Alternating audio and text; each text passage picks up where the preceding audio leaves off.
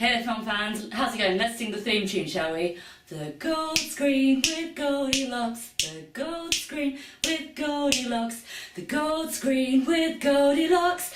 Everybody shut up, yeah, you know how it goes.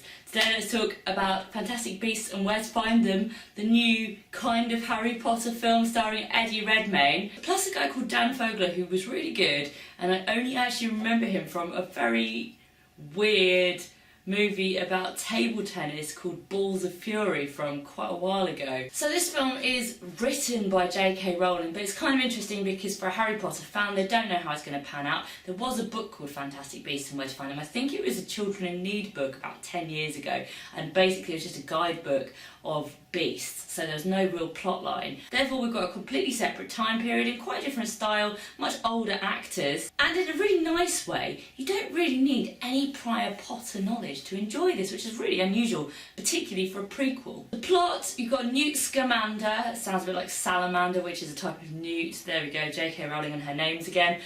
He comes to New York from Britain. He's got a big suitcase that seems to be full of fantastic beasts. He accidentally does the old suitcase switcheroo and they get released around New York. There's some other plotline going on where there's the authorities, a bit like the Ministry of Magic, that are trying to pin various bad things onto beasts, and this all coincides quite badly. So there's a kind of one plot which is trying to find the beasts that have escaped, and another plot which is trying to work out what's going on with the ministry and what, and also there are some deaths and humans that come about a bit later that have been blamed on beasts, and trying to sort that side of it out and find out what's actually happening. I really like the setting in the kind of 20s, 30s period in New York. I think it looks awesome. I think it's interesting they've opened up the magical world to its massive American fan base, and they've talked about a school in America, so there's obviously lots that can be worked into this obvious franchise. You know, the ending of it makes it very clear this is the first of the franchise. I think there are 5 movies planned. I'm quite excited to see them.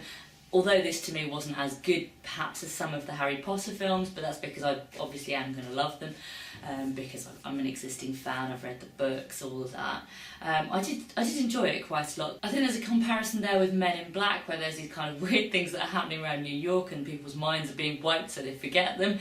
There's also a little bit of Ghostbusters for me every so often thrown in. A problem I have, which I understand is not shared by many, is I personally don't really like Eddie Redmayne's portrayal. Well, I don't like his acting style very much. I find him quite jittery, find him quite irritating. I understand that he kind of fits into that stable of kind of geeky boys that everyone fancies, along with Tom Hiddleston and Benedict Cumberbatch. I personally just find his mouth really grating. He does something, he seems to have too many lips or something, I don't know. And I find him, I don't know, he's quite bumbling. I know he's meant to be cute. Something I did like though that someone pointed out was that he doesn't make direct eye contact with humans, but he does with the beasts, which shows his connection. And I do like this side. I want to know more about beasts in the magical world. That's something I am really interested in. I really enjoyed seeing all the different beasts being developed. But yeah, for me, Eddie Redmayne wasn't quite a strong enough lead. It also kind of feels like they probably wanted Matt Smith, because he's very Matt Smithy in the way that he comes across. I did really like Dan Fogler as the non-Madge, that's a muggle in American. I liked him, he was fun. He added a depth, and also his wonder at what he was seeing was something that the audience could like look through, because obviously as a non-Madge he was seeing all this for the first time, as were we, which was quite good. He has a romance with the lead female's sister, which I really bought into as well. I thought it was really cute. Aside from that, for me, I liked the baddie characters best. Big shock there, as I'm normally a Team Slytherin. I found Colin Farrell really impactful. I think that his performance was menacing and confusing. He reminded me a little bit of Snape with that sideline of not knowing quite if he was going to be good or bad, but probably thinking he might be bad.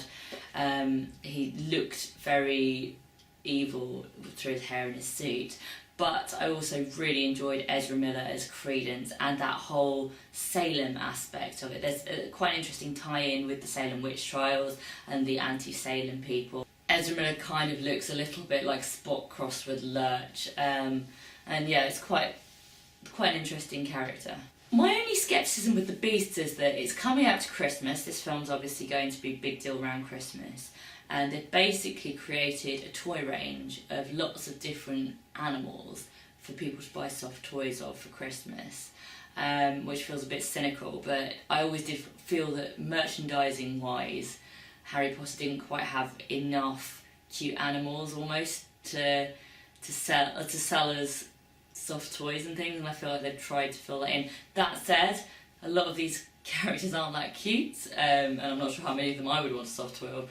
I do quite like the klepto platypus thing that's like steals all the jewels. That's quite cute. Structure wise, I felt like I could never look away because there was so much happening at all times. It's quite clever that everything's fitted in so tightly. There's not a lot of dead space in certain parts of the film. However, somehow the pacing does not quite work sometimes, and it doesn't run quite as smoothly as you might have hoped. For me, it did run a little bit long. I felt like there were aspects of the plot that could have been cut out. The ending sequence runs quite long as well. Personally, I did enjoy it. I'm glad I saw it. I'd like to see it again and see what more I get from it. That said, I went to the cinema with HRH Benjamin Bloom, who was completely disengaged for most of the movie, really did not care, and he is a big Harry Potter fan, so this was not working for him. By the time he did start to engage, it was kind of quite close to the end, so it obviously didn't work for him particularly, and he did come out of it and he preferred Trolls, which hasn't really been a box office smash, so I think that says that it hasn't worked for everyone. I enjoyed it. I think it wasn't quite up to what I was expecting, but I did enjoy it, and I'm looking forward to seeing the others. But what did you guys think? Did you enjoy it more than me? Let me know in the comments, and don't forget to subscribe to the channel. See you later.